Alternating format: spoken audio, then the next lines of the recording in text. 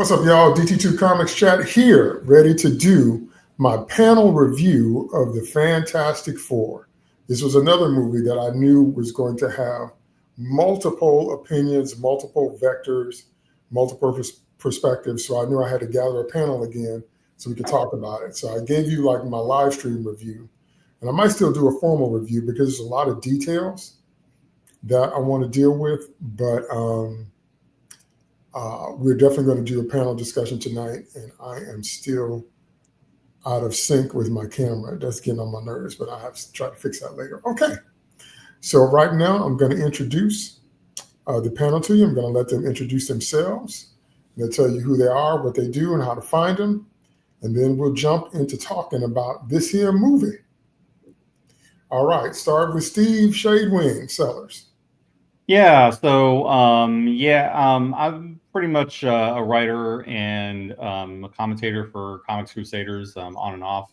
I'm currently doing podcasts with Cinema Crusaders with them, who's upcoming.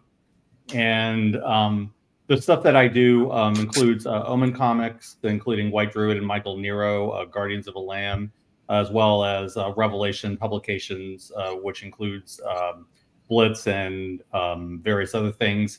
And I was the editor most recently on Michael Nunnally's novel, The Dread, which just came out recently. So, yeah, I'm doing that. And, right at this moment, I'm working on a sequel to a short story that I had worked on for Any One World's Perspectives. So, we'll see where that goes. And beyond that, I've been a Fantastic Four fan for ages since the Byrne run. And, I get my credentials right here. Like, I actually bought this thing. Awesome. Where can we find you online? At Shadewing on Twitter /X. X gonna give it to you. Now, I have been a Fantastic Four fan since I was a little boy. That was actually my first comic. So I've been hanging in there since I was a little one. Mr. Richardson. First of all, thanks for having me back. My name is Mr. Richardson, fourth grade teacher out on Long Island and going into year 26. In addition to doing that, I'm one of the members of the Fandalorians podcast, Teachers by Day, Nerds by Night. Friends of mine grew up together, happen to all end up teachers, and happen to all turn into a podcast by the same name. We bicker, we banter, we argue, similar to what should have been more in this film, but we'll get to that in a minute.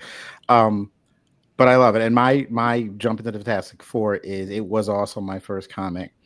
When my younger brother was born, he was born with something on his head that had to be removed. So they had to have a procedure right after he was born. I was maybe 8 or 9 years old. So because of the time, I ended up in the hospital little waiting area while this was going on because my dad had to work. He worked for the sheriff's department. And there wasn't much for me to do there. And I found a comic book in one of these boxes, and it was I want to say 25th anniversary of the Fantastic Four, the one where the Thing goes to live with the Mole Man because he feels like he belongs with them. That was the first comic I ever opened and read. I had seen some of the cartoons before. I read it cover to cover. I was there every day for like 2 days. I constantly read the same. And then when I, let's say, got out, we left the hospital, I was like, Dad, and also my dad opens up a box of stuff he had from when he was younger, which I didn't know because, that time my dad always, very serious, kept stuff to himself. Didn't know he had a collection. And then I'm down the rabbit hole. My second book was Marvel Tales 1 something. It was the Spider-Man fighting the tarantula. And that was like the second thing I bought with my 75 cents.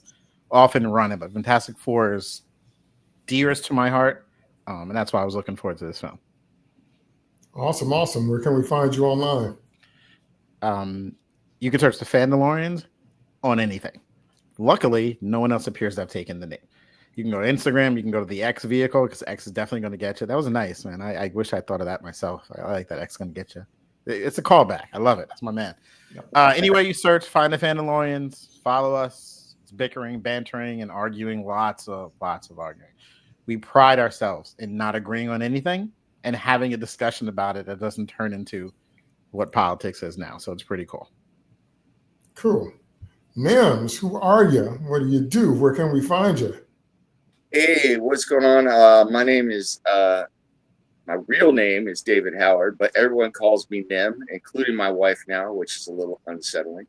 I am, I guess, a jack of many trades at this point. I am primarily a writer. I write fiction prose, but I'm dipping my toes into writing some nonfiction stuff. I also write short stories and comics. I'm also now a comic letterer, and I do color.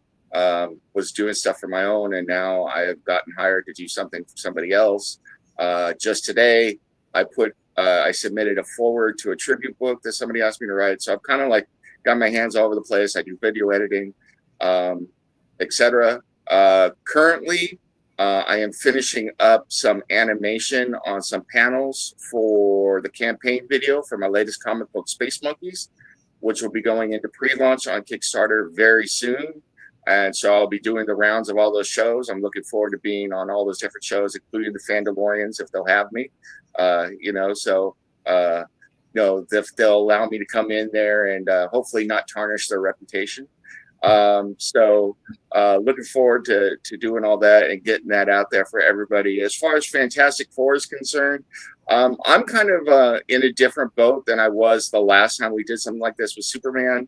I had kind of a similar story with Superman that Mr. Richardson did. For Fantastic Four, I'm not going to say that I'm a tourist, but I've kind of audited Fantastic Four. You know how you can audit a college course? Well, I've kind of audited Fantastic Four over the years. So I've kind of been around the perimeter. I have no strong feelings on the subject either way, so it'll be interesting in that I bring that perspective to this movie and to the group.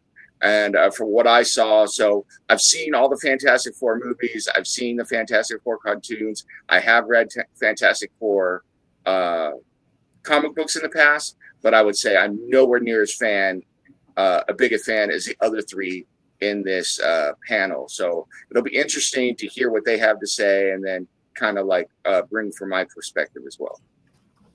All right. Well, y'all know me. I'm DT2 Comics Chat. I'm a writer. I write many things. I write novels. I write children's books. I write comic books. I also write music. And I have a lot of that new stuff coming out in the next couple of months. Like I said, the Fantastic Four was my first group I learned how to read by reading comic books, the Bible, and the newspaper. And so I go as far back as I can with this group. And so that interesting dynamic played out in me watching this film. And a lot of my Twitter peeps expected me to hate it because it's so different from what you might expect. But I had a few little secrets I threw in the mix, and I'll tell you those secrets in a minute. So we're going to start off our salvo. Let me see if I can get this right, because I want to show you this right here.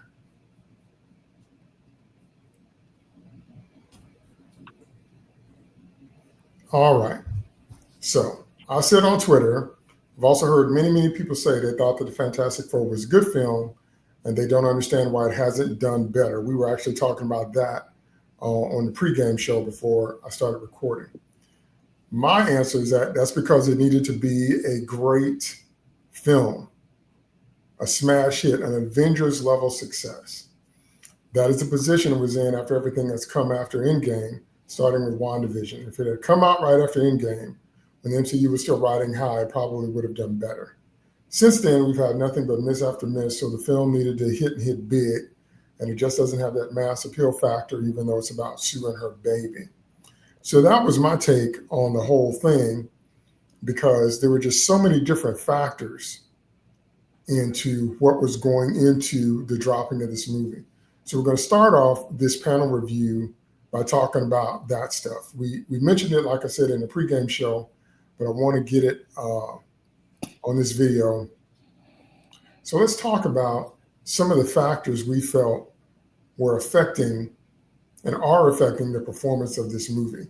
So one of the things I talked about was, it's like being in an abusive relationship. How many times do you have to get hit before you start getting squeamish, before you start flinching, before you start cringing, and somebody has a nerve to say, why don't you trust me? So Marvel has given us 10 to 15 years of bait and switches, male characters being switched out with girl characters, race swaps, preaching and lecturing. That was the big memorable scene from Falcon and Winter Soldier. You need to do better, Senator. So many different things, turning good characters evil.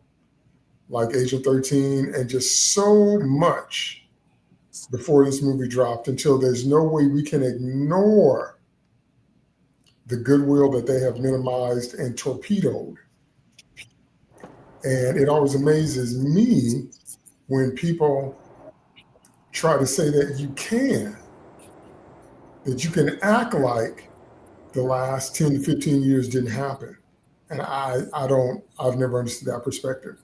So I think one of the factors that affected the performance of this movie was that Marvel has burned up most of its, if not all of its goodwill with the normies. Now the comic fans are going to hang in there because we love these IPs before they went mainstream.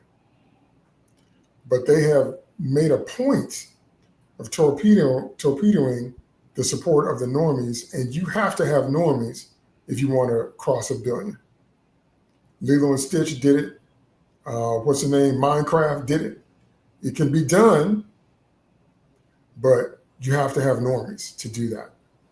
So let me hear your thoughts on that, starting with Nims. What are some of the factors you think are feeding into the performance of this movie? I think there's several, but I'm going to go from the non-Fantastic Four fan here, but as a comic book fan with a couple of observations. I don't know how correct these observations are, but from the outside looking in, these are my observations. My kids went to see this movie without me. I went by myself on the day it opened, and then they went on the weekend and saw it with their friends. They all loved it. But the reason they went and saw it was because I told them that I had gone to see it and liked it. And so they're like legacy hires type thing. They're like comic book legacy, whether they like it or not. To a lot of their friends, they weren't really interested in this movie. And this is the feedback I got. And it's kind of the general read I got as well, in general. And it was this. And I think I tweeted this out as well. In a world where I'm going to say arguably the most popular comic book IP right now is Deadpool, with all that entails, I think any hero that does not have that James Gunn / Ryan Reynolds / Deadpool / wanton violence and cursing every other minute vibe is going to struggle to find traction in our modern society. And I don't think that's only for Fantastic Four. I think that DC has struggled with this as well. And I don't want to put words in your mouth, DT, but I think that's part of the problem you have with the Superman movie, is that in order to try and stay relevant, they have changed the tone of DC, which used to be much loftier and different with their heroes than it is now. And I think from the outside looking in, I think Fantastic Four, as the first family of Marvel, as a cornerstone, as a building block, had that same gravitas. It came from the Silver Age. It seems to be a book that's about thinking, about exploring, and where people want violence, sex appeal, cursing, and some jokes to break up the action. I think it's a tough ask, So I don't know. I mean, I could be completely off base there, but that's my general read. That's really interesting. So basically, it's not contemporary enough. It's not dirty enough. And so nobody wants to see the cutesy, smiley family stuff anymore. They want to see some harder edge stuff. That's very interesting. Mr. Richardson, what do you think? What are some of the factors going into how well this movie's doing? Okay, for me, and mine kind of combines, some of the things both of you said. On our podcast, I'll say this briefly, we have something we refer to as like kind of the 4 pillars of the Fandalorian order. Basically, for a movie to hit like $1 billion, you got to hit these 4 points. The 4 different groups. First group is, like you said, the comic fans who are going to show up. Even if you watched the trailer, didn't like the trailer, you still paid your $10 to sit through it. They know we're there. DT just said it a second ago. They're it. Our second group we call like the popcorn patrol, basically the casual fans. You need them to show up too. How are you getting them in the door? Because they will generally show up. These are the ones who like know a little Marvel, but really can't name the Infinity Stones. Hey, is the raccoon in this one? He's not in this one. Who's in it that I know? That kind of group. They're kind of in. They'll pay their money. You want to get them in the door, and there's a way to get them in the door that they whiffed on this one, and that's why they didn't show up. Okay, the third group is the FOMO group. This is the group where the movies hit a level where everyone's talking about it. So now they have to come see it because they're missing out. And they may like it, but they were on the fence. This is the people who showed up for Deadpool, Superman, Top Gun 2. Like, wait, what are they talking about? I got to see this. Everyone's talking about F1. I don't know what it is. Let me go for it. That's like that third tier, the FOMO. We're missing an event. Black Panther. We're missing an event. I need to be part of the event. Titanic, that kind of thing. The fourth group, if you hit all four, is the buzz media, the social media, the critics. They can control the narrative, whether you like it or not. And some people, especially in certain age groups now, require to look at the phone to see, listen, this guy likes it, I may go. Now, you're not always going to hit that four. If you hit all four of these, though, you're gold. You're the Top Gun 2, you're the this, you're the that. I was happy as a comic fan. The casual fans, I feel, just didn't show up. The casual fans, sometimes if they're on the fence, show up the second week. They go, I don't really know. And then you hear good things and they maybe show up. I think what they missed in this one, and it becomes clear, as much as I enjoyed it, I would say, not even the cursing, that type of stuff. I say the banter and the jokes and the funniness, which casual fans enjoy, because they go to the Marvel movie. It's a superhero thing, not really into it. There's a couple of jokes. Hey, remember that part where Hulk does that? And people come to you and say, yo, you got to see this. There's this scene in it, and you run out. I'm not saying they needed crazy stuff, but I think that is what gets casuals to go, okay, apparently it's funny too. All right, man, there's a rock guy. We'll figure it out. I would have had me, if I was writing this, we'll talk more deeper about the family aspect of it, but like the playful bickering between Ben and Johnny, I think could have been more. They could have been bickering. Listen, my daughter just trolled me for about 20 minutes before I even got here, and half of it was funny. If Johnny and Ben are on that Bad Boys, Will Smith kind of Martin Lawrence, just bickering constantly, not mean spirits, like, man, if you don't get your brick self out of my, just a couple of those in there, because that's what happens in families. Again, my daughter will never leave me alone. She's gonna come in a minute and yell at me about something, and that's what happens. That is a casual pull. Oh, they're a family and they're bickering. I've been in my house. You get the casuals. That leads into we're missing something. That's how people showed up for Superman. My daughter didn't want to see Superman. Everyone her talking about it, she's like, all right, my friends aren't going to go. I want to see what this is about. She ended up not liking it, but she paid her money. So I think the four pillars weren't always hit our pillars that we talk about. They didn't hit all four. I think that part of it, maybe a little more of the goofiness. I know sometimes they make joke too much. Thor was ridiculous, Love and Thunder.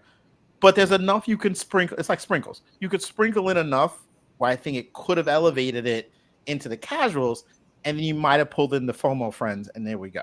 So that's kind of why I think it kind of fell down that tier for us. We use this for like every IP. I don't care if it's Predator. The studio wants to make money, period. They don't always hate the material, but they want to take the material. They got to tweak it enough to get the casuals in. If you go too much towards the comics, you're leaving out the people who might not be into it. And that's what they've done in the past. That's just my opinion on it. No, that's really good. It's really interesting. I'm going to think about that some more, the four pillars, because it sounds... this is the four pillars of the Fandalorian's order. We added that because we're selfishly want to promote ourselves. But it does apply well to IP that's already existing. No, it sounds legit, though. It definitely sounds legit. It does fit. Shadewing, what do you think some of the factors going into how this movie performed or not? Yeah, I think both of you had some pretty good observations. The only thing I would add, I would say, is there's another group that we need to consider in this as well. And I think a lot of them were either lost or came in a little late to make a huge difference. And that is the people that were alienated by Disney since Endgame. There have been a lot of, and I say this because as one of those people, like I've just ever since like Eternals, I've just been done with the MCU. Like I've just been totally alienated because they have just absolutely betrayed the comics in every single way with these movies, and just to the point where it's unrecognizable, and I just stopped caring by and large. But I did make an exception for this movie, and I made an exception for this movie because I felt like there probably was enough of the core that it could work, and I heard good things about it, like starting the opening weekend. So I did come in like around that point. So, but I don't think I'm alone in this. I think a lot of other people were alienated as well that were huge fans of the comics. They're tired. People who are tired of seeing garbage from the movies come into the comics because of MCU synergy, all this other kinds of stuff that they're tired of seeing it. And I think that a lot of these people have been so burned by what they've gotten for the last several years that they have not wanted to come back. And I'm wondering how much of that brand damage that they have done to the hardcore fans, the ones who have actually left. And it may not be a majority, but I think then there were enough that may have stayed home, for the last couple of films. There have been people wondering what happened to Thunderbolts. Well, you mean aside from the fact that it's nothing, like what the comic book actually has, and the people who have actually read a Thunderbolts comic don't want to see it, there probably was still enough of a lingering effect with this movie as well. So I don't think that, while I don't think it was like a huge factor as the others that we've talked about, I think it did have some effect to a certain degree. That makes sense. That sounds legit as well. You know. Maybe it was a combination of all of this stuff feeding into it. I'll add one thing in real quick. I saw this today and it made me think of all of you, and I wanted to share it. I'm a Chargers fan. Apologies from everyone because of my long suffering. And I was watching Justin Herbert mic'd up at practice from like the other day. It was a video on YouTube, and he and his center were sitting there, and they were talking about. The center was talking about Fantastic Four. He said, "Hey, you see that movie?" Yeah. He said, "What? Fantastic Four?" He's like, "Yeah, it looks weird." He's like, "Yeah, it's got this 65 thing going on." He's like, "Yeah." He's like, "I don't have the time to put into all the Marvel stuff anymore." He's like, "Maybe I'll catch it when we're on the road." And that was on mic'd up, just a casual thing. So, Yeah, I think all these perspectives are legitimate, and I think they all have merit. And it's too bad there's not a way for us to weigh them. I would like to see a pie chart of, how many people are dealing with the four pillars thing, how many people thought it wasn't contemporary or modern enough, how many people were burnt. I would like to see percentages if such a thing were possible, but that's not really possible because I find all of those factors fascinating. One thing I do know is that when word of mouth is strong enough on anything, people are going to show up. And maybe that's the FOMO crowd that Mr. Richardson and that leads into a point I forgot to make. Word of mouth used to be carried very strongly with the MCU, especially towards the beginning of with Phase 1. And a large part of that reason is because the comic book fans were heavily into it, and they were recommending it to everybody they knew. And I think Nem pointed that out as well, because that was an actual situation where word of mouth from him got his family to go see these movies. So, and I'm sure that there are a lot of families that are like this, a lot of fans that are like this. And so when you burn the hardcore fans to the extent that they have, this is the kind of stuff that happens. They just, they're not enthusiastic. And if they're not enthusiastic, who's going to see the movie? Nobody. In my fourth grade classroom, on the back of my wall, there's a Captain America shield that I bought that hangs there. On one side of the room, on one of the closets the kids are going to have is a life-size model of Thor's hammer. They're not worthy to lift it to the last day of school when they're down to fifth grade. And I'm not even playing games. If they touch it, I will be like, you think I'm playing around? Do not touch the hammer. I'm very deadly serious. The last day of school, they lift the hammer, they're worthy, they get their report card. Okay. So anyway, I'm all in. It's my room. I can't decorate this stuff here. My wife will kill me. So it's my room and I have all this stuff all over the place, right? Toys, everything. So I say this to say as a male elementary school teacher, pretty much mostly females I work with, and many of them weren't really into Marvel at all. But then I'm around and they were like, okay, wait. I remember them asking me about Iron Man. I'm like, no, seriously. I don't read comics. You don't need to, man. It's really clear. You'll get it. It'll be fun. Most of that staff, people I work with, have gone to see it, dragged their husbands who have no interest in this, like not even into it. They're sports fans more like me. I'm a Jets fan, by the way, so we both have suffered forever. But anyway, we go. Don't start me about Chicago fans. Don't get me started. This is another podcast. We need to just do a different one. But the point is, I put people onto this, and like you said, with my excitement, and then they would come ask, and then I've had people come, okay, so what's the order? Like, if I see this, all right, you can see this, you can skip this, here's a YouTube, whatever.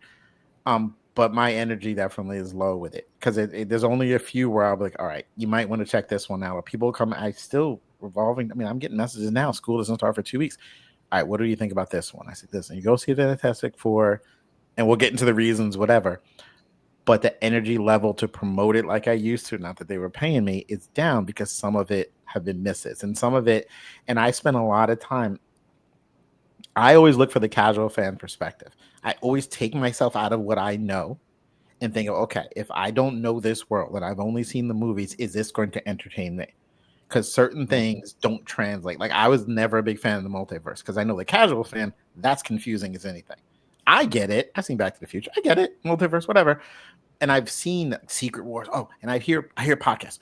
Secret Wars are going to pull different universes. But I'm like, the casual fans don't want to hear that. That's crazy. Like it doesn't. So I understand why they sometimes take this IP. It's not adapted by. They do a screenplay version, so it's slightly different because they got to appeal to the casual people to not lose them. I get it. But certain things, I always think like, all right, that might be a bit much. And the multiverse, I thought was a bit much. Or when you get Kang having to get beat by Ant-Man, what are you doing? He's not a villain anymore. We're scared of. So many mistakes like that have turned me down to it. And then I don't feel comfortable recommending to people knowing that they're going to be like, really? That's what, you know what I mean? So just like the points we've all said here, I get it. I'm the promotion machine in the building that no one watched it. And most of them were all in.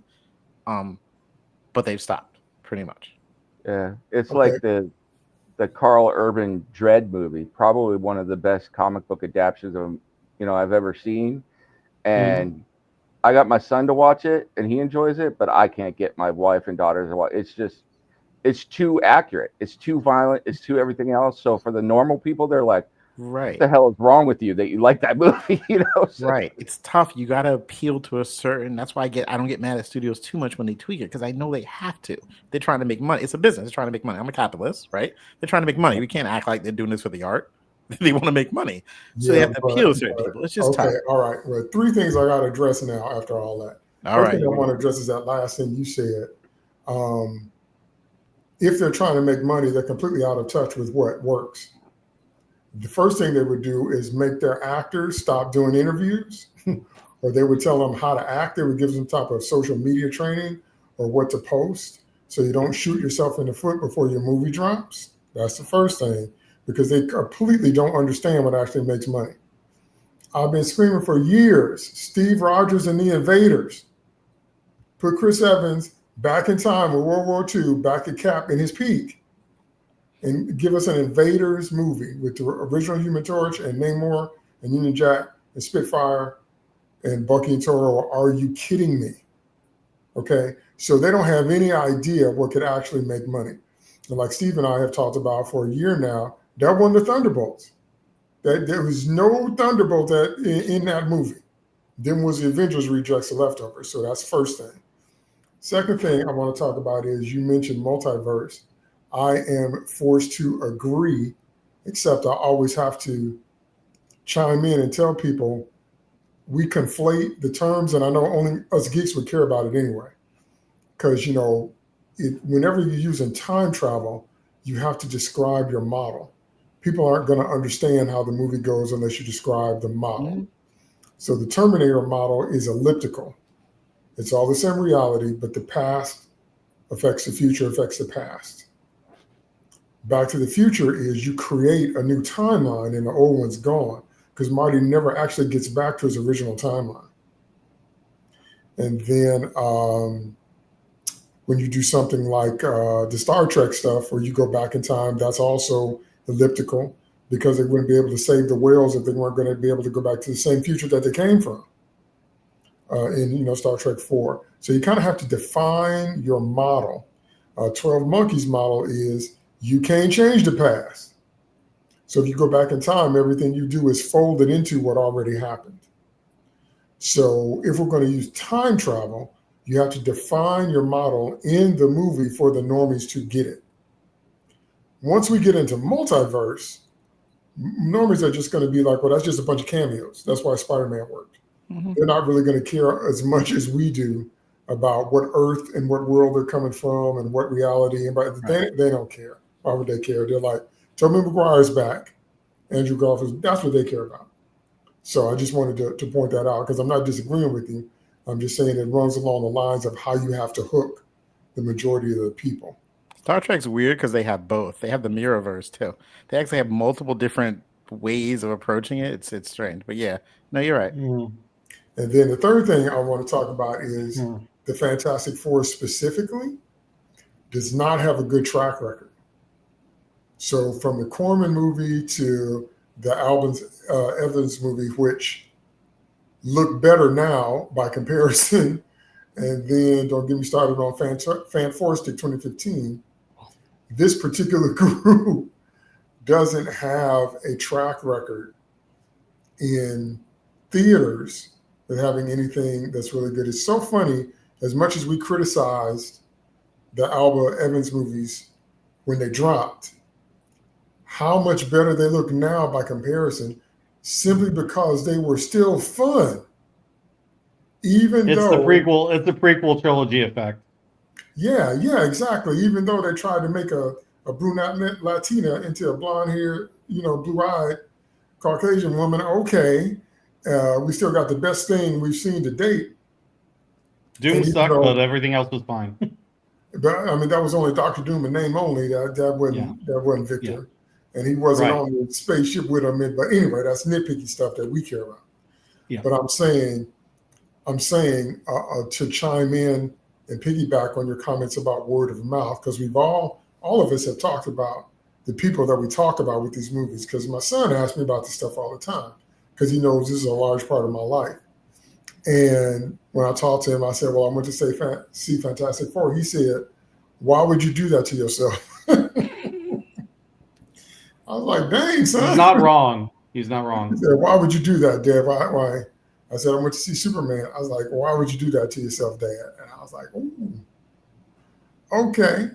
He said, I ain't going to see that mess. I'm just going to say up front, I mean, I'm sure we'll get to this eventually too, but I enjoyed this movie. So, Yeah, I like more than I dislike as well. Yeah.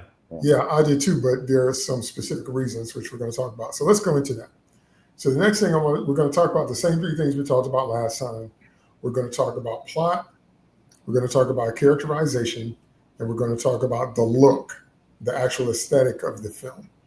So first, let's start with plot. So now, full spoilers for those of you that have never watched a video with me before. I don't do spoiler-free reviews. I'm going to talk about the movie. I'm going to talk about the movie. So if you haven't watched the movie, then go watch it and come back, because I'm going to talk about the whole movie. The plot, and I'm interested to hear what my co-panelists think. The plot was iffy. Iffy, maybe the best word I could say. You can make it work with a little mental gymnastics. But I always think about, like what Mr. Richardson was saying, what is the jumping on point for somebody that doesn't know anything about this world? If you don't know anything about this world and these characters, what is the thing that would hook you into what's happening? So the plot is basically, the movie is misnamed. It's called Fantastic Four First Steps. And maybe they're talking about Franklin. Y'all can tell me what you think about that. It should have been Galactus versus the Fantastic Four, because that's what the movie is. So Galactus, a multi-billion-year-old being, for some reason, is either tired of being himself or looking for a successor, or both. So he's either tired of being hungry all the time, or he's looking for someone to replace him in the universe. He senses that level of power in Sue and Reed's unborn child. And so he comes to Earth to dine on the Earth with Silver Surfette announcing him, and says, in the first go-round, like a Rocky movie, first go-round, I'll spare the Earth if you give me your child. And Reed and Sue are like, no way, because I was worried for a minute about these two, but there's like, no way, we ain't doing that. So, okay. So then Galactus says, then get ready to get ate up like a big old Twinkie. Okay. So then he comes back and they have a plan to get rid of him. And the entire third reel of the movie is them executing that plan. And the plan works until it doesn't. And then Sue actually, spoiler alert, Sue actually dies because she spends all of her energy pushing him into the black hole that they created. So she creates the force field of a lifetime and spends all of her energy pushing him until she collapses back from the strain and she dies. So that worked until it didn't. And my first thing was, why didn't you make the portal auto close once he's in it? But they didn't. So he climbs back out because of course he does, and Sue can't do that again. So that's when Silver Surfette comes back in and hits him right in the chest. Right in the chest. And I was like, 23-13, clean hook. So she hits him right in the chest and pushes him back in. I'm like, okay. Sue is dead, just like she was in Rise of the Silver Surfer. And then here comes Franklin. And Franklin resurrects his mama. We're going to talk about this in characterization, but Franklin Richards is the most overpowered character in all of Marvel. And I just, every time I see him, I just have to shake my head. So then that works. And then they, quote unquote, save the day. What the movie doesn't do is show you what happens at the end of Thunderbolts. That they're coming to this dimension, and we all thought, because me and Mr. Richardson talked about it at length, we all thought that this movie was going to be them losing and having to flee to 616, but that's not what happened. And then the post-credit scene, the one that counts, is Doom is there with his back to us, so we can't see his face. It's probably Stark Doom talking to, is it Valeria? He was talking to Valeria, right? Yeah, he was talking to Valeria. And so my whole thing about all that was, what's your onboarding point if you don't know none of these people? If you don't have any kind of background with the Fantastic Four, even their previous movies, and you have no background about Galactus or Franklin or Doom, how would you understand the magnitude of what's going on, and why would you care, especially since they made it clear this is not our Earth or 616 or main MCU Earth or however you want to say it? Why would you care? That's what I was thinking throughout the whole movie. I'm like, I'm here because I want to see the Fantastic Four. But if you don't have a background, why would you care about this plot? I didn't see the emotional hook. I didn't see the thing, and that goes back to what Mr. Richardson was saying about the banter, because Incredibles had plenty of banter. And me and them were talking before we were recording about being a parent and what's that like. And Mr. Richardson's been talking about being a parent and what that's like. And we all have those kind of experiences, and they're completely relatable. Mm-hmm. So that's the hook in Incredibles. If you don't like superheroes at all, there's enough family banter for you to see yourself or some members or your family in it. But this movie, I kept asking myself all the way to the end screen, what is the hook if you don't already know who these people are? So that's what I mean when I say the plot just feels iffy to me. So let me hear you guys' thoughts. Start with Shadewing. What do you think about the plot? It was solid enough. I think the one thing that does hold it together, at least in a way that I thought was compelling, was this whole idea of choosing between your child and the world. I think that's what? Say it again. Between your child and the world and the fate of the world. Okay. I think that hits the core of who the Fantastic Four are. I really do think that was a good thing to bring in. The problem is we know the answer to this. That Reed and Sue are never going to give up Franklin for anything. They're never going to do that. And I think, but it did set up some, even if there was predictable, some good moments, like when Sue made her speech. I'm not going to sacrifice the world for this, my child for the sake of the world, but I'm also not going to choose, sacrifice the world for the sake of my child. That I thought was set up was quite well. That was totally her character. I thought that worked. There were moments that I thought were really good, and I thought that the way that they kind of set up the Star Trek section of the movie was quite cool. Like they remembered they were explorers, and that they actually go out and do explorer type stuff. Yes. Okay, I appreciated that stuff. That was quite good. But yeah, as I say, it was like, and I think the one thing that really kind of got me later on though was the whole thing of, yeah, we have this massive plan that we're going to teleport the entire world. Never mind that unless you really do a good job teleporting to exactly the right spot, you're going to end all life on Earth. But let's like not get into that. You know, I had thought briefly. It's like, okay, is this world going to end up as Counter Earth in you know the MCU? Like, is that what they were going to do with it? No, they didn't do that. And then it was just like, oh yeah, why instead of doing something that requires the entire power of the entire Earth to make work, why don't we just teleport Galactus instead of teleporting our planet? Like, you couldn't have thought of that sooner. But it's like, okay, I appreciate what they were trying to do, which is, okay, they had this elaborate plan. Reed was overthinking it.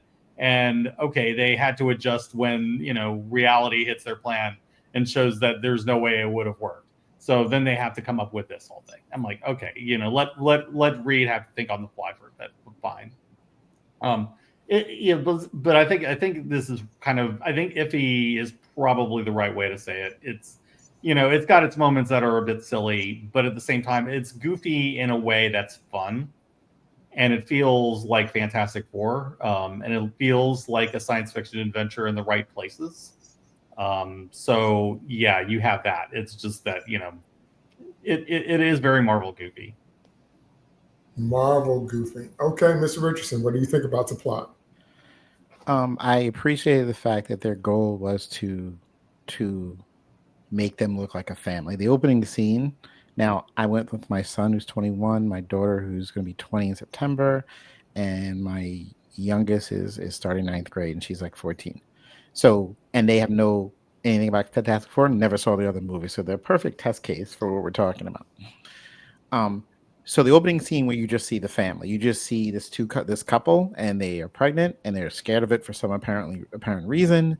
I guess there's something going on. Is how my kids look through it, because they don't know they really have powers. It wasn't shown in the first scene. It was they're pregnant and they're very nervous and they hadn't been done before. Okay, so they tried to establish the family thing, and I DT, I gotta co-sign this. This is fun too, because I see you online, and sometimes I'm like 40-60 agree with you on things, because I love the fact we're on a different point of view, but I'm 1,000% buying stock in what you said. I don't think they did enough job making them feel like the type of family, and maybe the family they went for was the Brady Bunch where everyone gets along and doesn't bicker, but the Brady Bunch did argue, but the family was too like, it just the perfect dinner, everyone's there and they're sitting like, yo, I never see that down this hall. And I know plenty of families where I felt it should have been more like, again, I know we talk about the banter, but that's what happens in families. Like there's siblings bickering with other people and that kind of thing. That would have been more of a draw to make you quote unquote care about them. So when all this stuff pops off, you're like, all right, they're a real family. I mean, they're coming together for the purpose, but they're arguing every time. And listen, Matchstick, if you say one more thing, and they're not going to do anything, this is what happens. And Reed 1,000% was thinking about. I enjoyed the fact that this world loved the Fantastic Four so much that they just like, all right, this Galactus person show up, no problem. Fantastic Four's got this. The ability to think that Jordan's going to win every single game, he'll be fine. Send them out there. And then when they come back, the first question is, all right, so how'd you defeat it? And the look of like, what you mean you didn't win? Because they're supposed to. I love the look of the people with their reality being like, but they're supposed to win. And then first of all, Reed should never be in front of a microphone. That's just, they should have learned years ago, yo, you don't talk, man. Don't ever go up there again. They want our kid. Yo, man, why do we need to say that right now? Let's figure out a plan B. Don't let that man come to a microphone. Someone should have stopped him. And I know he 1,000% thought about giving up his kid because he's doing the formula. He's just not saying it. And that one moment where Sue's arguing with him because she knows him enough to know that he considered the possibility of it. He's not going to do it, but it came up because I know he's thinking, all right, we'll see if we do this, because he can't not be that logical of a person and just, this is the way we should go with this, even though he's not going to say it because he knows it's wrong. He thought it. It came up. So the plot was weird. I get it. They're going to move the whole planet. They're going to move the whole planet is the most comic book version of how to solve anything I've ever heard. Everyone's on board because they love the Fantastic Four in every country except for Doom's country, who didn't show up, and they're all building it really fast. I thought it was just Galactus itself was incredible. I love the explorer part. You talked about that before. They're in space. I love it. Again, it could have been more bickering. I'll stop saying that part. But when the eyes open with Galactus and he's talking, okay, because I was like, all right, it's kind of scary. They're in danger. It's troubling, and I like having Galactus with a purpose other than a force of nature. It's a choice because normally he's like in like a storm. He just comes through. He doesn't think. But most characters, as I teach my students, it's like there's a character. What do they want? What's trying to stop them from getting it? And if you hit all three of those, you have a decent character, right? Because you're going to follow them through 7 seasons of Dexter because you enjoy the character part of it. So they give Galactus a purpose that he wants to no longer do this, and he sees this baby as his out. They tried to give the villain a not an arc, but a point versus I'm just destroying everything. I get it because this is part of the casual thing. Okay, I understand he's a force of nature, but my kids really took to the fact that, oh, he just doesn't want to do this anymore. I get it. It must be annoying. He murders people. That's for them. So I was okay with it. But again, the third act, what you said, her shoving him in, the baby thing, we'll get to that, in characterization. It's fine. I could have seen the thing punch more things too, but I think that'll come up later as well. But as far as the plot goes, okay. It's serviceable, and it pulls the strings for the other people down in the aisle with me who have no existence of this. They sort of liked it. They could have used more family bonding, though, to really be hooked in. So I agree with you on that, DT. Okay, I'm going to have to borrow a line from my favorite character, Batman, Kevin Conroy's Batman. If I had a week, I couldn't tell you all the reasons that wouldn't work. So that's their plan. And then the second thing I have to say to that is part of it is them trying to have that 60s aesthetic. So they use a little bit of the June Cleaver father with the pipe, that we all sit down and have dinner thing. That's kind of where that came from. And I think that speaks to Nim's point about how that is no longer relatable. The younger the audience, the more they would have no idea what I'm talking about when I say June Cleaver or, Leave It to Beaver or Father Knows Best or My Three Sons or Dick Van Dyke or anything that's way, way, way, way back in the day. They have no idea what I'm talking about and they can't relate. And it's more what you said, Mr. Richardson. If the bickering, the bannering, the snappy stuff, all the different kind of stuff is more the norm than this prim and proper Sunday dinner, which is how they started the movie. Mm-hmm. Okay, Neil, what do you think about the plot? Well, real quick on that, I'll just say they tried to give us Leave It to Beaver, and most people want Married with Children. So, that's there you go. Yeah. I will say there should have been at least a couple of Yancey Street pranks from Johnny to Ben, and we never saw that. Yeah. I will start off with saying that I think this movie, minus some issues, is pretty well written. I thought the dialogue was pretty well done. I understand that it had its challenges, like we were talking about Leave It to Beaver and everything, but I thought that the interactions between Sue and Reed were good. I thought that, for what they were doing, it may not as come off as modern, but I thought that it was well written in that regard. I didn't ever get what I get with a lot of, well, not a lot, but some movies nowadays, that just cringe factor where I'm like, do you hear what the people are saying right now? Or did you see what you wrote on screen? So I never got that. So I was happy with that. That said, plot-wise, I'm going to have to bring up another movie to tell you what I think that this movie suffered from. One of the worst comic book movies, because it tried to throw everything in the pot at once that I've ever seen, was David Harbour's Hellboy. Because they tried to throw 12 years of Hellboy into one 2-hour movie. And it's like, I'm a fan and knew all of the comic books they were referencing, and it was too much for me. I was like, you've just done arcs that cover a decade. So when I watched this movie, and like Mr. Richardson was talking about, especially from a normie perspective, but even my perspective, they start off where we are risk adverse, or we are, Hollywood is adverse to doing origin stories anymore. Superman did it, just dropped us in the middle, and James Gunn made an artistic choice by just giving us a scroll. You could like it, you could not like it, but that's what he did. In this movie, they decided to give us vignettes. But right off the bat, as a normie, you're introduced to Mole Man. You're introduced to the Future Foundation. You're introduced to Red Ghost. I think you're introduced to a couple other things. Like, they're just throwing all of this at you. And you're like, Mad Thinker was in there too. yeah.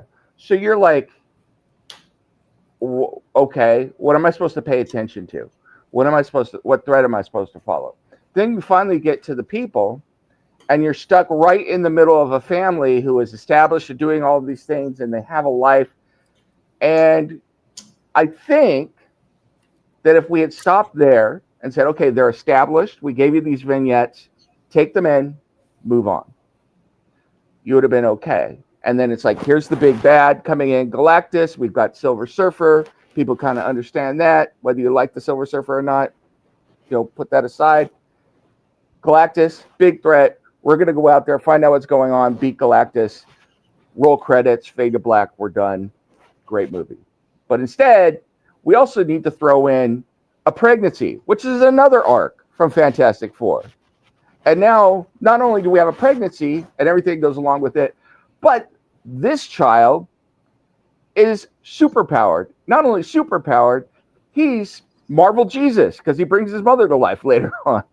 And on top of all that, the big bad eater of worlds out there wants to pass his legacy on to Franklin, which is something I think new. I'm not a Fantastic Four fan, but I don't think that's ever been done in the comics.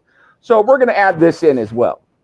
So while it's not as bad as David Harbour's Hellboy, suddenly you've got all of this stuff that you've just thrown into the pot, and you hope that it all works together and that everybody's keeping up with you. As a comic book fan, I was able to look at it all and be like, okay, you got this, you got this, you got these parts going on, and I'm used to reading, Web of Spider-Man and Ultimate Spider-Man and Superior Spider, so I can like separate all these different things and bring what I need in. But for the normal person, they're looking at it going, who is Mole Man again? Why was he in it? Why? What's with Franklin? Is he Jesus or what? So you've got all of this stuff going on, and so I think it could be a little confusing and convoluted. Yeah. I agree. Mole Man was not necessary, and on top of that, he was another goofy Disney character. Yeah, it wasn't actually Mole Man. Now, Nims, what you described to me to a T is Green Lantern. Ryan Reynolds' Green Lantern is what you just said. Mm-hmm. Decades worth of stories that only common people would know, all shoved into a 2-hour movie with very little onboarding point for people that don't read the comics. So that's the way I felt about that film. And then, all your other points I agree with as well. Because again, if you don't know anything about these people, the movie does not spend time with characterization or development. The movie gives you glimpses. And there's a lot of winks. It's so busy winking at you from the comics. But there's not a lot of establishment if you don't already know. And to Mr. Richardson's point, I have to say, it's a difficult task for these studios and these writers, because they have to balance. I got to get some water. Keep going. They have to balance all of us who are comic book readers, who want the deep stories and the deep dives and everything, but they have to balance that with the people who aren't interested in all that and bring them in as well, and try and satisfy both of us. And I think that's on a Herculean task at times. So that's one of the things I always worry about, because I know that's why it isn't as perfect as it is in the comics. That's why they can't just be adapted by, because they have to appeal to other people. But like, there's I talked on our podcast about Ahsoka when that came out, and the term I use is an on-ramp. There's zero on-ramp for that. So if you have never seen the cartoon show, there's no on-ramp to get on Ahsoka. And my dad loves this stuff, and he, he's older, he's doing well, but he likes it. I can't explain the whales in space to him, and it's not even covered. So for Fantastic Four, they wanted to go with a shorter on-ramp, right? They don't want to do the 25 minutes of the whole thing. Okay. So they did like the video, like the CNN thing or whatever, the whole thing. It's a choice. So you explain the powers quick, but the dynamic wasn't there. And like we've all said, like that, and that's the tough part, because you don't want it to drag. And they're thinking, hey, listen, we're gonna watch it regardless. How can we get through it quicker, to get to it? It's a tough thing. You know, Well, the a lot of origin stories people, are tough at this point. It depends on the characters. So I don't know. well, a lot of people fell asleep in the first reel. A lot of people were just out because it was so boring. And again, there's no hook. Okay, which leads me into our next topic. We're going to talk about the aesthetic, the look of the film. Now, this is the one that, this to me was a bigger factor than people give it credit for. First of all, is because you can't have retro futuristic. People say that they like it, but every sci-fi and fantasy writer knows if you make your world too weird, people lose their ability to relate. And for me, that's what was having 1960s and the Jetsons all in one, movie. And also the lighting, there was this sheen over it that made it look like it was in a bubble. So that pushed me out of the movie visually. I did not feel immersed. So when I looked at the first Alba Evans Fantastic Four, when they were on the street fighting Dr. Doom at the end, I felt like I was a bystander in the crowd watching them fight. Felt like I was there. This movie, at no point do I feel like I'm there. It's not my Earth. It's not our 60s. And there's this glossy, hazy sheen that doesn't make it look real. All of that combined to push me out. I personally hate the color costumes. I like the dark blue with the black trim.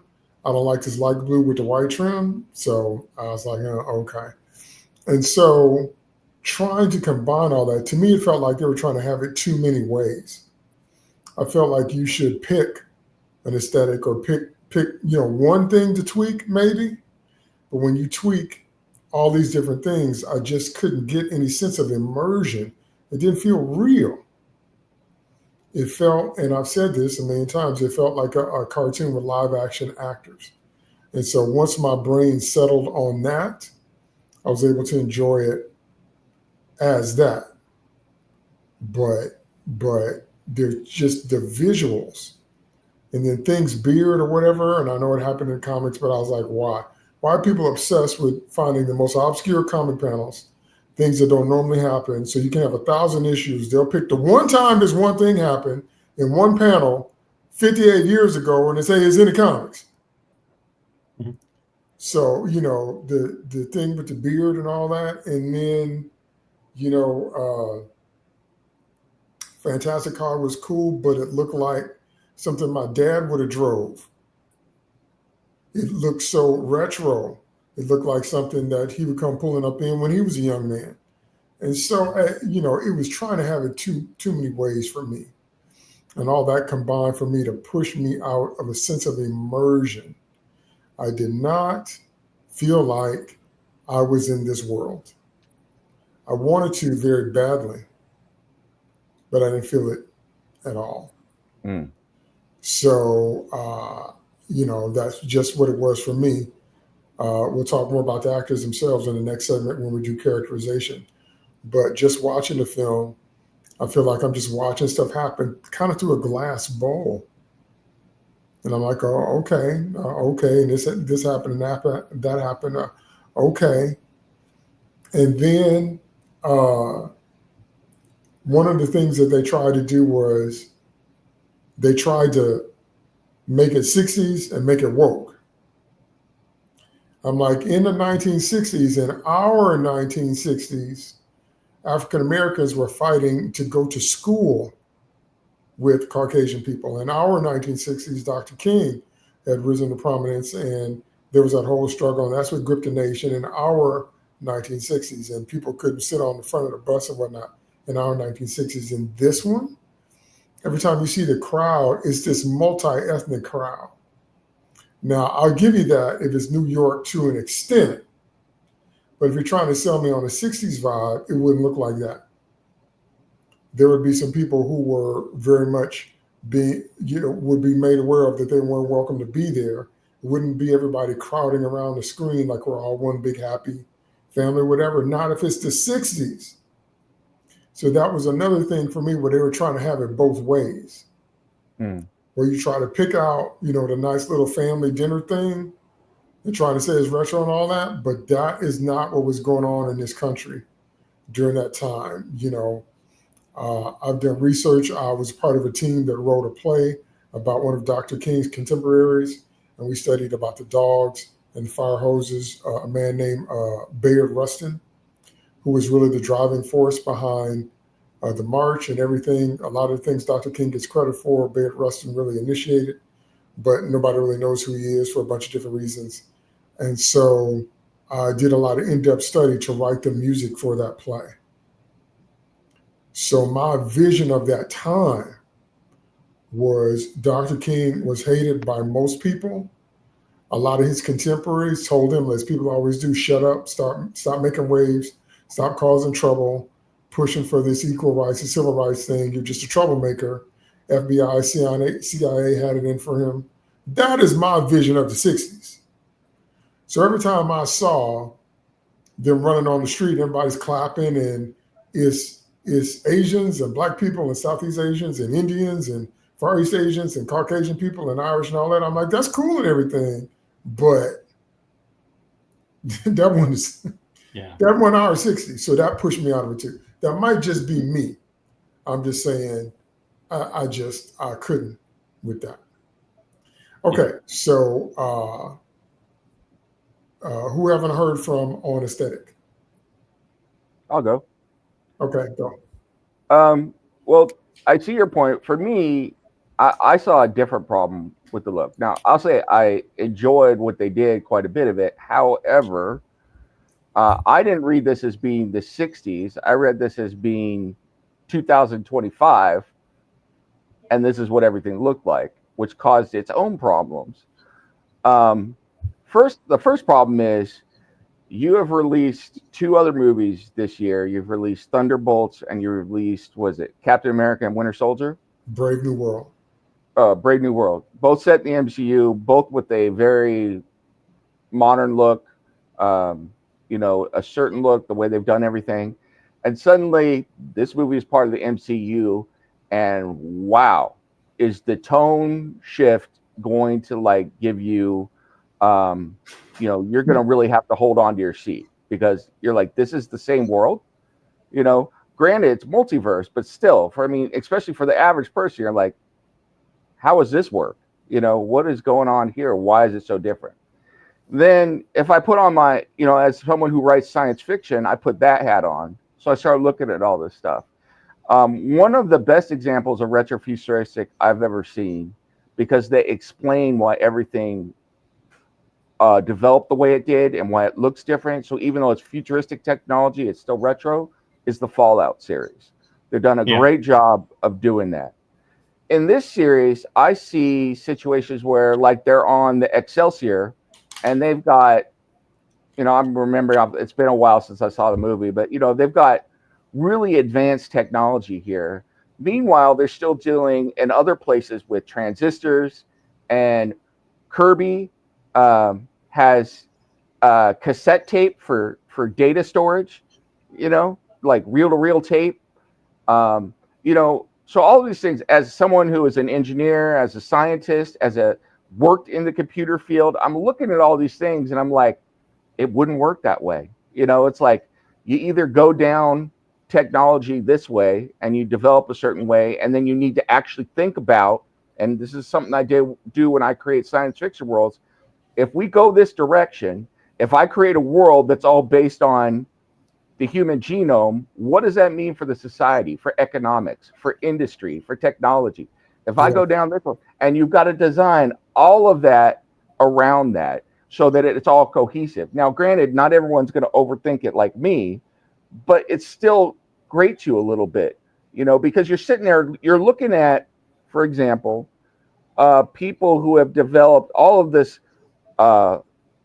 technology for wireless transfer of energy, and the Fantastic Four, who I'm sure would share some of their technology, has hover car technology and all this stuff, and they're still using transistor TVs. They're still some of the car, a lot of the stuff. It's like A plus B does not equal E. So you're like, what is going on here? And I think from a look and tone of the movie, I think that's why you had that disconnect. I think if you wanted to do 60s Fantastic Four, You do it set in the 60s with all the good and the bad it comes with. If you can't set it in the past of the main Marvel continuity, because we've already established some of that stuff with Ant-Man and all of that, you establish it in a past of an alternate Earth, and then eventually they transition over there from the 60s. Then you got Man Out of Time with Captain America or whatever it is you do, but that way your time periods stay, or you do a better job of designing the technology and everything about your new timeline. Because whether people recognize it or not, even the normies that go, there's something that, you watch it and you're just in your mind, you're like, well, I'm not going to spend a lot of time thinking about it, but something doesn't add up. And that's kind of what I got from here. Even though I like the aesthetic, but part of my brain was like, this is not Fallout, so. Yeah, pushes you out of it. Shade Wayne, comments on the aesthetic of the film. Well, I think I'm going to piggyback a little bit off of what you're saying and come up with an actual example of a comic that did this better, and that is DC: The New Frontier. Okay. Because they did a superhero universe that was very much based in the 1960s and everything that came off of it, but they also showed the dark side of it too, with a narrative about John Henry, who was, this world's version of Steel, who basically, did the whole Steel driving man kind of legend and kind of died, at the end of it. As a contrast to all of the bright idealistic stuff we were seeing elsewhere, and all the you're getting all the space stuff, fighting aliens and things like that. And meanwhile, you have this one forgotten man who is just, getting treated like dirt, So we didn't see anything like that in this movie. And I think that is kind of regrettable. You had the Wonder Woman Vietnam stuff too. And yeah, that too, that stuff too. Yeah. So yeah, you got all the wars and things like that. So we're not really seeing that. And again, yeah, I did have the thought as well that this was probably an alternate Earth. Like the idea that maybe Reed Richards' developments had triggered the development of technology to a certain extent, and when we kind of see that. Unfortunately, we're not really seeing like the full ramifications of this. It's not like something like Gattaca, which was really, really well thought out based on that one bit of technology. We have the ability to genetically engineer people. Where does that take us?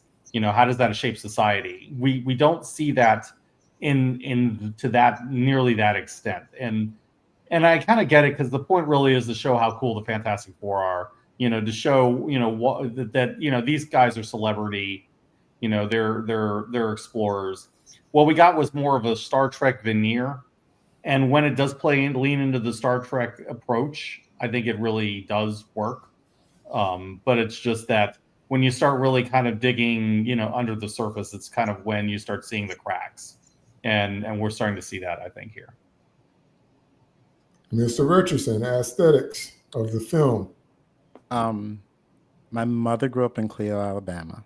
She met Martin Luther King Jr. multiple times because he used to speak at her church. My grandfather, Willie Shipman, was his bodyguard a few times.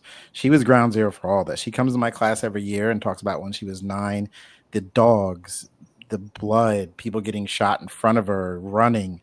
The stories she tells and I have written down goes on forever. So I've heard about the 60s my whole life. I see the scar on the back of her leg, but she loves everyone. You would never know, but the trauma that she went through and everything.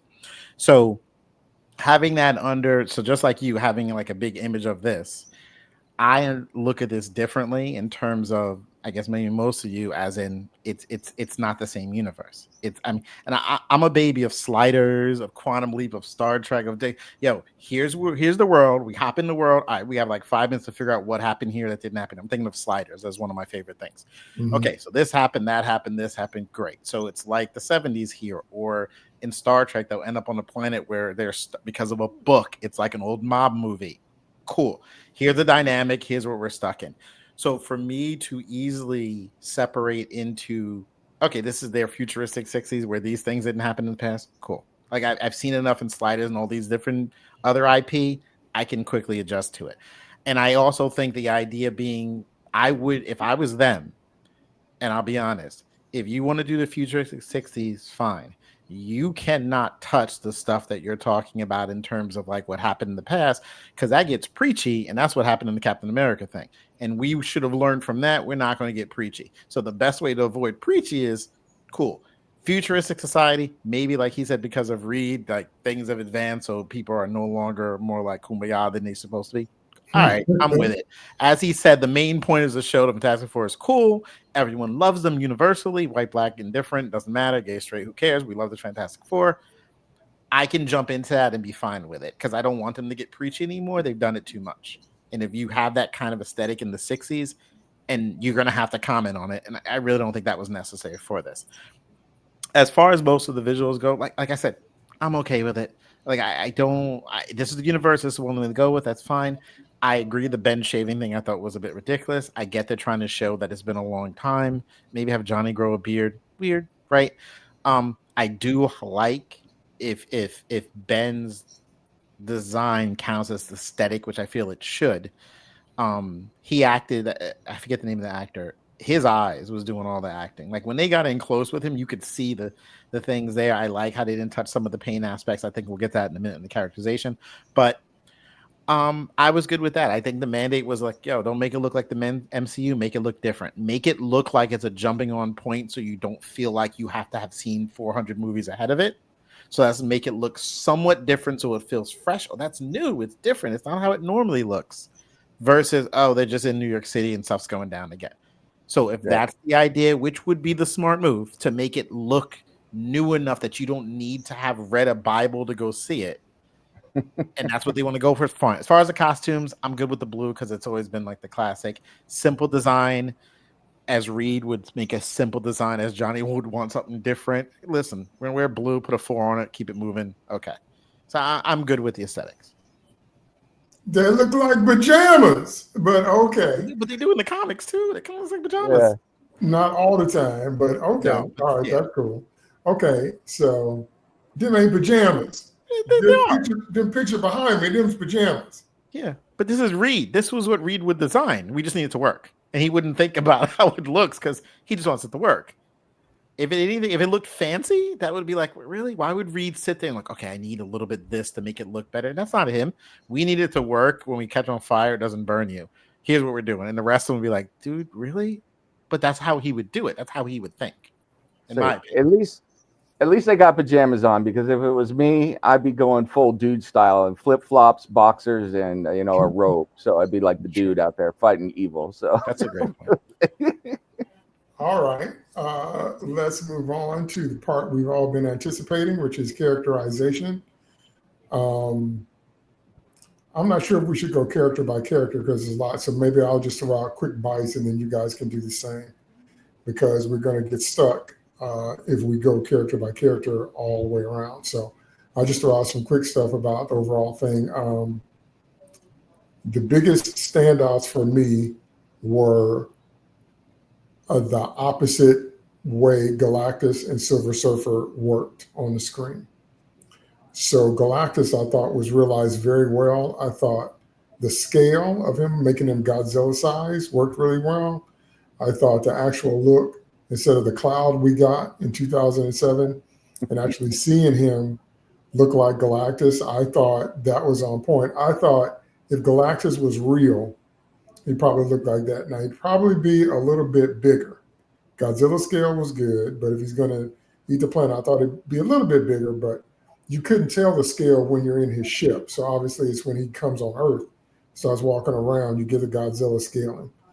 Still didn't bother me that much. And I thought his voice, and I loved when his eyes lit up. So I really like Galactus. I feel the complete opposite about Silver Surfer. I could not take her seriously. Every time she opened her mouth, I was laughing. I herald your beginning. I herald your end. I'm like, really? Is that supposed to be intimidating? I was like, all that stuff she was saying. There's not one line she said in this movie that I took seriously. It's not possible for me to take this character seriously. It's just me, but I could not with Silver Surfer. I'm like, yeah, okay. And then, without enough of backstory, we know we had this Johnny learning the language thing or whatever, but I'm like, I'm not supposed to laugh every time I see you.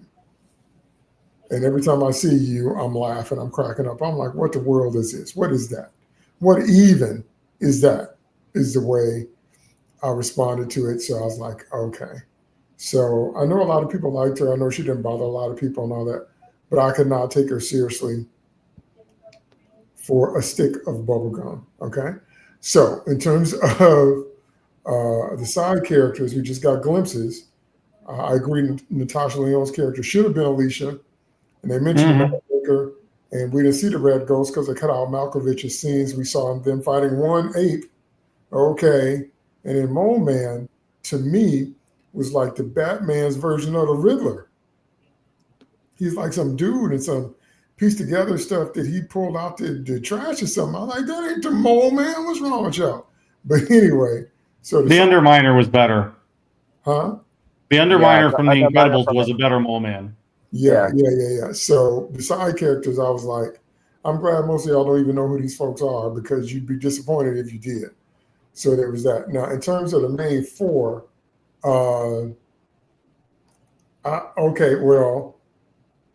Pedro Pascal actually did a pretty good job with what he's given in this movie. At the same time, he's still not Reed to me. And so I couldn't get past that. An actor is supposed to disappear into the character for however long the movie goes on. They're supposed to disappear so I can see the character and not the actor. Never happened. Every time Pedro opened his mouth, I was like, okay, whatever. So I still don't think he did a bad job, but he's still a little too passive for me, still a little too not as much the leader or whatever. But I mean, I couldn't get past, I'm like, this is not the smartest dude in the world. And this is not, again, if we're going back to the beginning, how he was in the beginning. If it were me, I would make the first 100 issues of Fantastic Four required reading before you do another movie so you can see what, was done in the earliest days. But so I just couldn't get past him, even though he did a good job with what he was given. Still didn't feel like Reed to me. In terms of Sue, she was not quite Sue. She was almost Sue. She was Sue enough. She was just Sue enough, but it didn't feel like, I don't know how to say it. It didn't feel like this epic, can't forget it performance. Like it wasn't Chris Reeve level. It wasn't Chris Evans level. It wasn't, Tom Hiddleston level. It wasn't that. It was just okay from my point of view. With Quinn as Johnny, he never says flame on. I'm waiting the whole movie. That's my favorite line. The Human Torch is my favorite Marvel character. I'm like, are you going to say it? Now they make a big deal about his clobbering time, and then Ben has to say it under duress, so they messed that up too. But he lights up a lot, but I don't remember him saying flame on and what. So I guess he was passable, Johnny. I guess. It's not one of those performances that's going to stay with you like Chris Reeves did. It's not that by any stretch. And then when it comes to Ben was my biggest disappointment. This thing is so subdued. He's almost like the nanny. And he's patting people on the back and he's so subdued. And I didn't like his voice. I didn't like how we skipped his whole arc about him being bitter, about being a rock monster. We went straight to him being comfortable with it. You cut out much of the connecting point with Ben as far as I'm concerned. And so, I mean, he was just really kind of subdued and toned down and wasn't aggressive enough and didn't have the gravel voice, although that was Chiklis's thing. But I still liked it. Didn't have a Brooklyn accent, just, but I was just kind of there.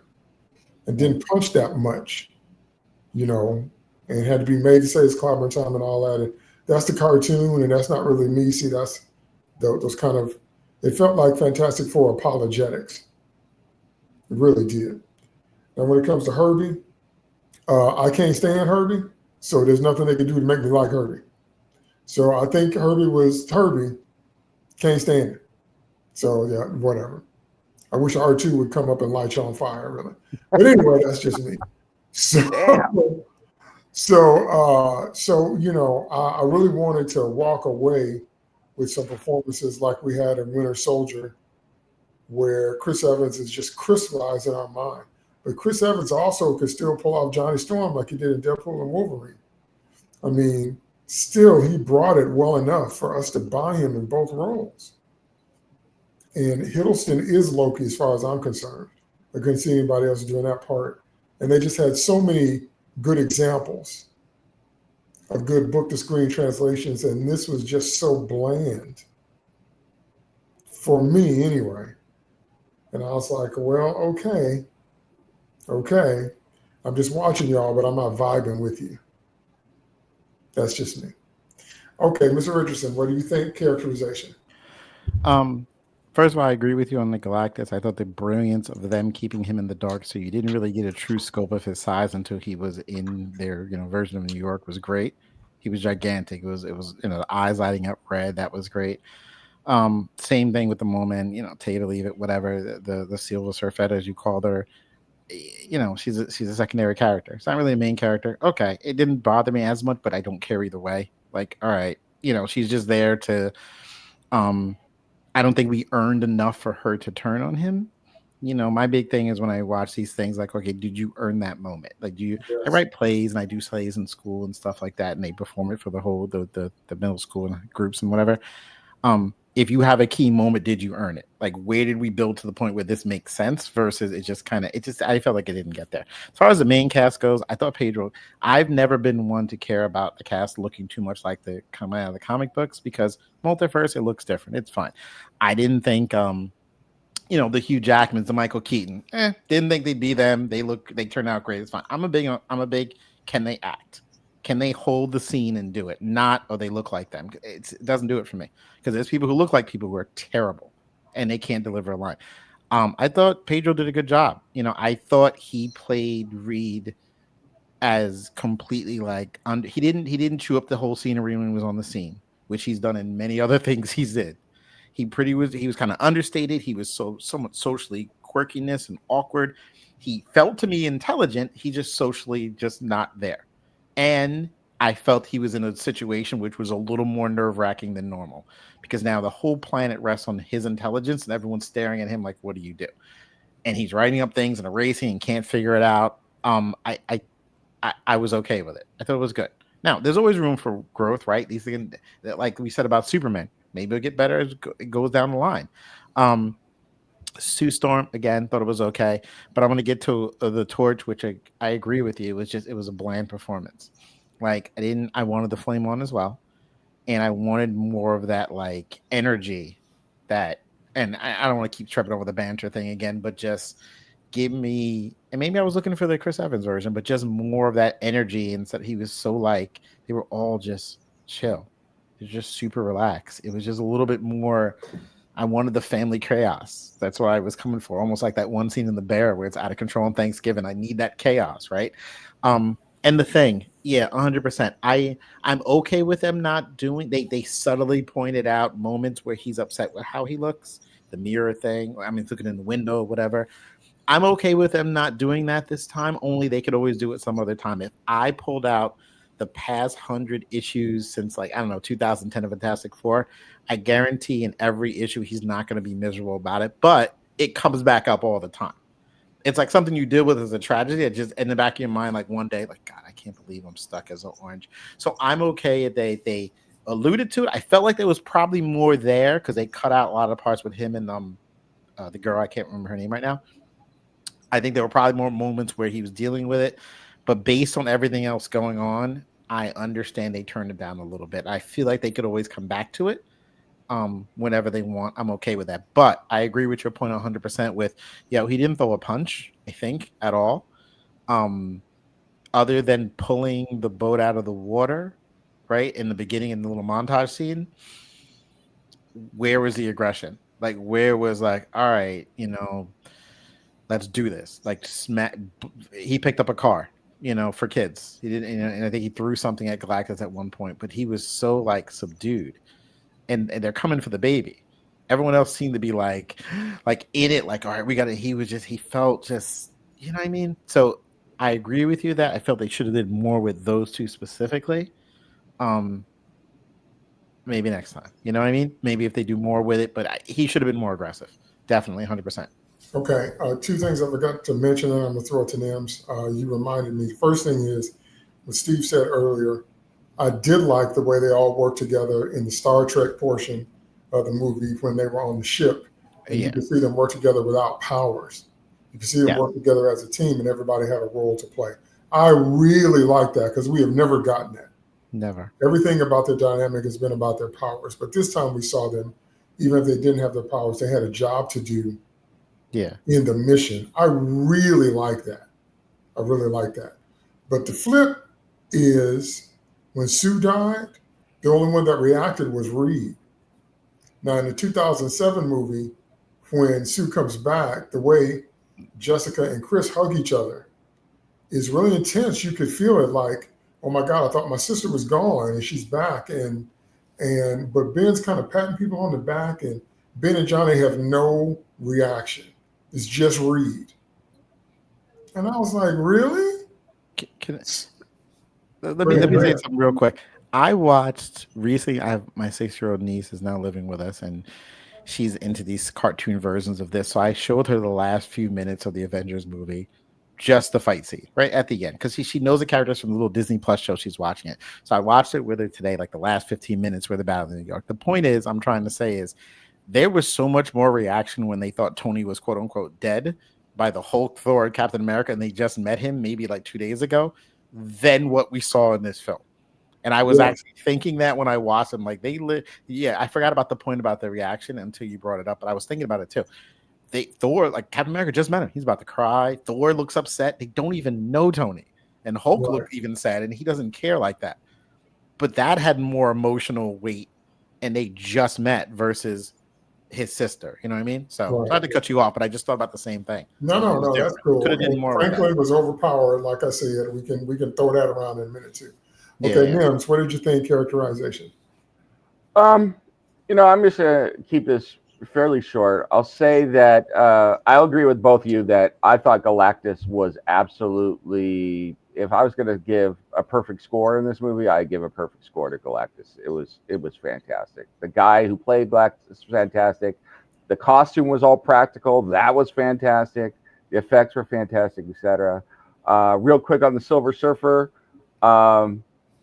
I'll just say that sometimes new technology and new ability to do rendering and stuff, as someone who does some of the stuff occasionally myself, sometimes all of the new stuff you've got does not come with produce a better product.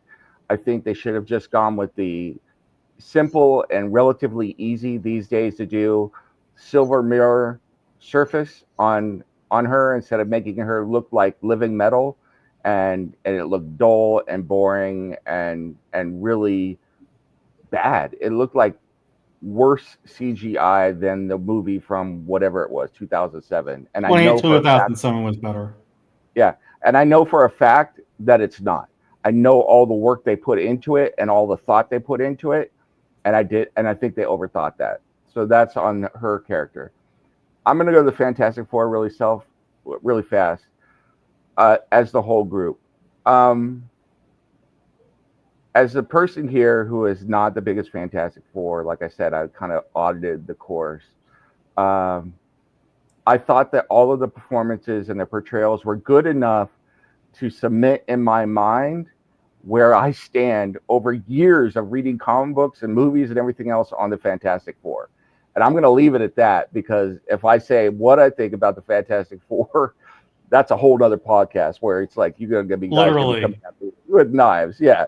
That said, I will say this about Mr. Fantastic, and then I'm going to drop it off to go to Steve. The person I was most worried about, the character I was most worried about here was Mr. Fantastic because of Pedro Pascal. I thought he was perfectly acceptable as Reed Richards, and I think that the effects and the director did him dirty, because the way they presented Mr. Fantastic, and once again, I'm just an auditor of the course here, but even I know that Mr. Fantastic is called Mr. Fantastic because he could do fantastic things when he stretches. And Mr. Fantastic exhibited less ability in this movie than the elongated man in DC. And if you know comics and you know the Elongated Man, you know he is a poor man's Plastic Man. So no offense to Mr. Dibney there. So I was like, man, there were so many times when I was waiting for Reed to do something fantastic with his stretchy powers, and it just never happened. And I'm not sure why. There are lots of things that I could get into with the others, but once again, as someone who is going in somewhere between a normie and a super fan here, I was okay with most of it. But those are the things that really stood out for me. And the Mr. Fantastic one really, really gets me, especially when I look at the Thing, who looked fantastic with his rendering, and what they did with CGI. I thought what they did with Sue and her powers, I think she was OP at the end, but I've been told that there's been power creep with her for a while. Yeah. But I thought they looked good. I thought Johnny's powers looked good. And then I see Reed, and all he could do is swing from building to building, basically. I was like, really? Come on now. Yeah. So that's where I come from. No, those are all good points. Shadewing, what do you think? Characterization. Yeah, the core four, I think serviceable for the most part is the correct word, because it's like they got the basics enough where it's like, the expectations were low enough where it's like, because of that, you actually meet the standard for this is an okay Fantastic Four movie. It's not as good in terms of the portrayals as Chiklis and Chris Evans. That is for sure. But I thought they were perfectly fine, and I liked Sue a lot. Like I will take the opposite view on this one. I thought Sue, for the most part, was pretty good. This actress at least embodied the character visually very well, and I've kind of felt that she brought the strength of the character very well in some of her scenes, particularly that one scene where she made the speech about not giving up her child for the sake of the world. I thought that was really good. The way that they wrote her, I think, drew a lot on the Jonathan Hickman run. So I think that there's a lot of fair stuff that they did there with her. I was never that impressed with Alba, to be honest. So I think that's kind of why Vanessa Kirby is a little bit better to me. But that was the only real instance. Pascal, I have to agree, he's just gotten too identified with other characters that it's kind of hard to see him as anybody but Din Djarin or Joel from The Last of Us. You see him, you don't really see necessarily Reed Richards. But given that, I think Pascal did the best he could with that. I still remember getting housed by the mountain in Game of Thrones, but I digress. Yeah. A lot of people remember that. So yeah, a lot of his other roles tend to stand out. But Galactus was great. I think you guys have covered how good that was. Like, he felt like a Kirby character. The scale of Kirby was there. You can tell that they actually read the comics and for a good chunk of this. Silver Surfer was, I think, the worst part, because there was no point gender swapping her. It accomplishes absolutely nothing. The only reason they did this was to give Johnny Storm a romantic arc. And it's like the romance wasn't even very good. It was just so Johnny Storm could have a girlfriend of the week. It just what was the point of that? You would have been better served having Norrin Rad and really this business of, but it was in the comics. Yeah, a comic that not even experienced comics people have read. No, I don't buy that. This was a pointless gender swap, completely pointless. And what's worse is you could have had the Coming from Galactus arc, by having Natasha Lyonne's character be Alicia Masters, and have a scene with her and Norrin, which along the lines of what was in Coming of Galactus, and it would have been fine. All you would have had to have done was adapt basically that, and you would have had the Surfer's redemption arc explained reasonably well. But no, they had to make these changes for whatever reason, and I think it's to the detriment of the movie, and it would not have made it any less successful. So yeah, I'm calling nonsense on that move. For a lot of the other stuff that we've seen, I think for the most part it was all right. I think they made some pretty solid choices. It's just that one glaring thing that kind of, as a comics fan, it really irritated me. Not necessarily so. If I had written it, if we had to go with that, I would have made her Frankie Ray. Yeah. I would If have you made needed a love interest for Johnny, it should have been Frankie Ray. I would have made it so that the big reveal is that when she's announcing what she's announcing with Galactus, Johnny realizes who she is. Now they already have a connection, and now he realizes, she left Earth a long time ago. She sold her soul or whatever, and you have way more drama and conflict and emotional stakes if Silver Surfer shows up and it's Frankie. Yep.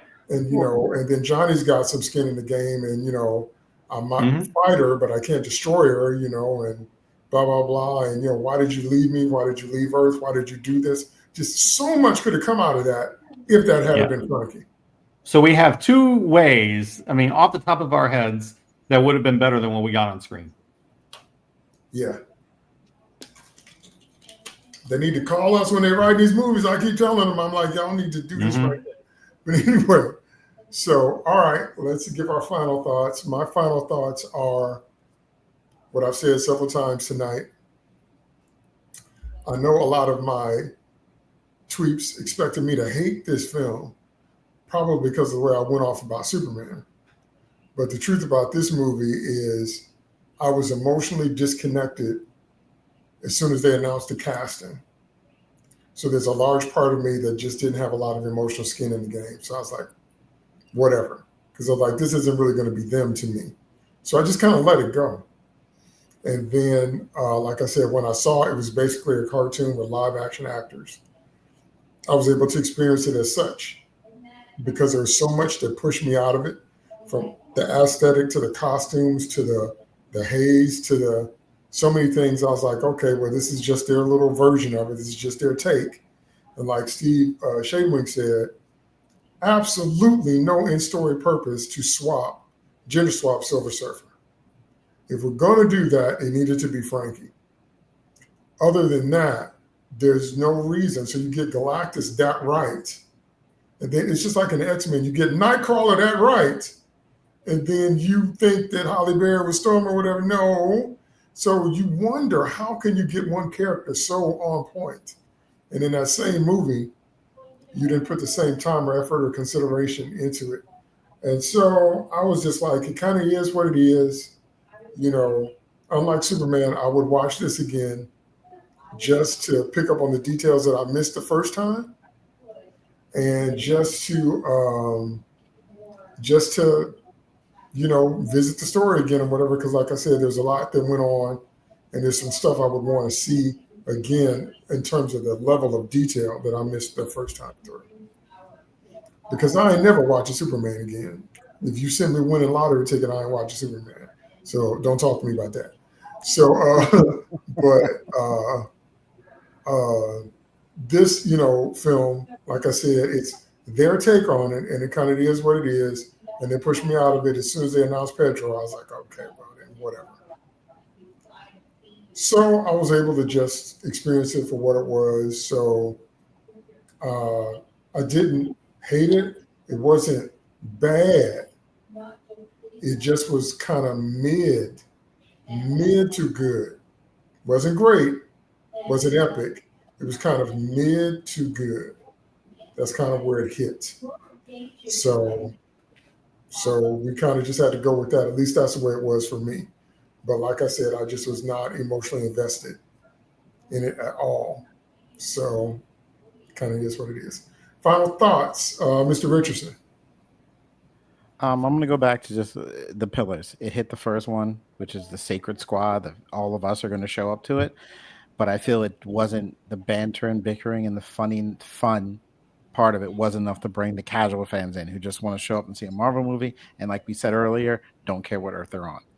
So you don't have them. You don't have the fear of missing out friends. And then you don't have the buzz, which it had some buzz into the second week where all of a sudden everyone was like, you know what? It wasn't good. The buzz tends to flow with the wave. So that one's kind of always a hit and miss, the fourth one.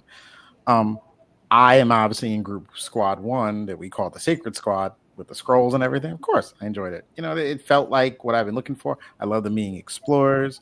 Servicewell had a good time. I would have went with Norrin Radd and Alicia being there, talking him into humanity. I would have went that route. The Frankie thing I do like, but that means you would have to do more to show that he cared about her before she left, and then now you're at an extra like 20, something like that. And I think there's a tight time with this one. But either way, it's better than what they did, and I would have went that route. But I did enjoy it. I do want to see the characters again. I hope they do a better job with, the Ben and the Johnny Storm stuff I mentioned before. But I did enjoy it. But again, Pillar 1, and that's I think as far as it got. They could have cut out some of the winks in the beginning of the film and made that Johnny and Frankie. That would have given a lot of punch to when she shows up again. So it's doable. Shadewing, final thoughts.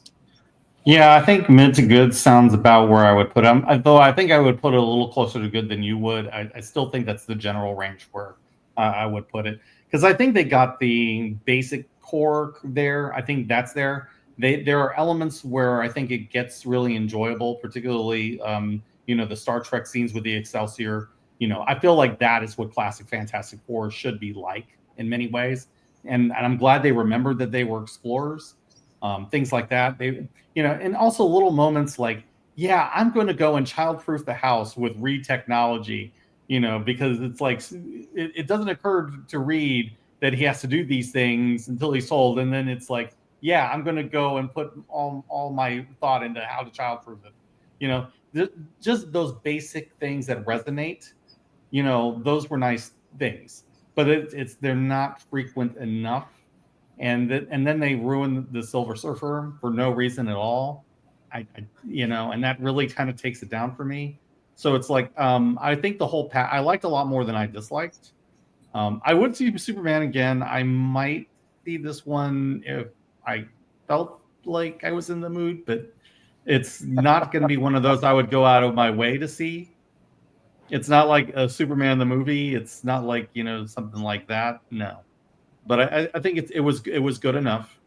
It's certainly better than Fantastic by like a huge margin. And it just doesn't quite hit the mark that I think it could have. My dead grandmama's better than Fantastic, but that's another conversation. Nims, Yeah. final thoughts. I will just say that Mr. Richardson has his 4 pillars. I have my 4 hats that I go when I see comic book movies. So the first hat is the critic hat. I don't like wearing it all the time. I do it when I do shows like this or I write a review, stuff like that, where I have to be like nitpicky and look at the things and find what I like, what I don't like. So from that perspective, this movie has flaws. There are things that I didn't like about it, but it wasn't egregious. So there's that. The second hat is the comic book fan, hat when I go to this. Now, like I said, I'm an auditor of Fantastic Four. So I went there. It gave me the flavor of Fantastic Four that I was looking for. So I wasn't disappointed. As a comic book fan, I saw stuff that, it got on my nerves a little bit, but it didn't, once again, nothing egregious, nothing super bad. It was fine. Compared to some other comic book movies, not a big deal. The third hat is I am DC fanboy, and I watched this movie, and I'll be honest, when I watched this movie, I said, oh shit, what's this going to do to Superman? So that is my actual reaction. I was really worried. Because I want to see a DC universe thrive, and I thought this was going to be a Superman killer. May It still wasn't. be. I don't know. Not even close. No. And then my fourth hat, and probably the most important one, is just a moviegoer. And as a moviegoer, I went to the movie and I enjoyed it. I had fun, and at the end of the day, that's where I'm going to hang the majority of my opinion on a movie. I'll give that proviso, though. Rewatchable, yes, I would rewatch it, but I will rewatch almost anything, even the movies that I watched when it was a time when you were dying for the cracker, because that's all that you got out of Hollywood. So I've still rewatched the original, Punisher movie with Dolph Lundgren. I rewatched that a couple months ago. So, and that is bad. So, is it going to be at the top of my list to rewatch? No, but it's not a horrible movie. I would watch it again. So that's my verdict on it. I enjoyed it. Cool. I want to thank my panel. Thank my guests. Thank you so much, Shadewing. Thank you so much, Mr. Richardson. Thank you so much, Nims, for coming through. Always good to have you guys on. Always good to hear different perspectives. And for those of you watching this video, I might split this into part 1 and part 2. Leave me some comments below. That helps the algorithm on my channel, but I definitely want to hear what you have to say as well, because this is another one where opinions are all over the map. So I definitely want to hear what you have to say about what you thought about the movie, what you thought about what we said, what you would have changed, would you watch it again? So leave some comments below. Let me know how that goes. That's it for this session. Thank you guys again, and I'll see you all on the next review.